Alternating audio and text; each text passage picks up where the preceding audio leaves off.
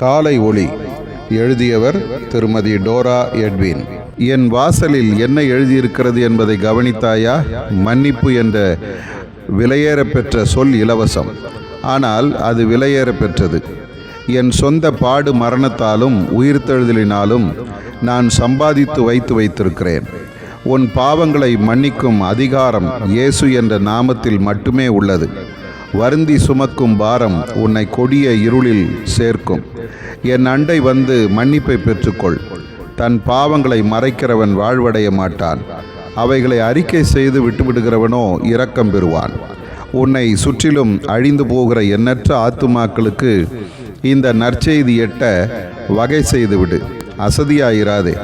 மன்னிப்பு எல்லோருக்கும் தேவையான ஒன்று அல்லவா? உன் கண்கள் திறக்கப்படட்டும்.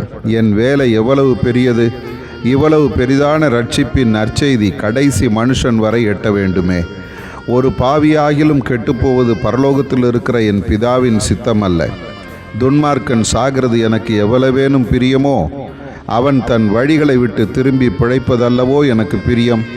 எச்சரிப்படைந்து தான் செய்த மீறுதலை விட்டு திரும்பி இருக்கிறபடியினாலே அவன் பிழைக்கவே பிழைப்பான். அவன் சாவதில்லை. எழுந்து புறப்படு.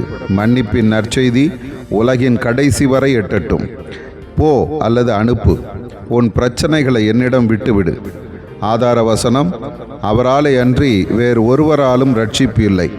நாம் ரட்சிக்கப்படும்படிக்கு வானத்தின் கீழெங்கும் மனுஷர்களுக்குள்ளே அவருடைய நாமமே அல்லாமல் வேறொரு நாமம் கட்டளையிடப்படவும் இல்லை.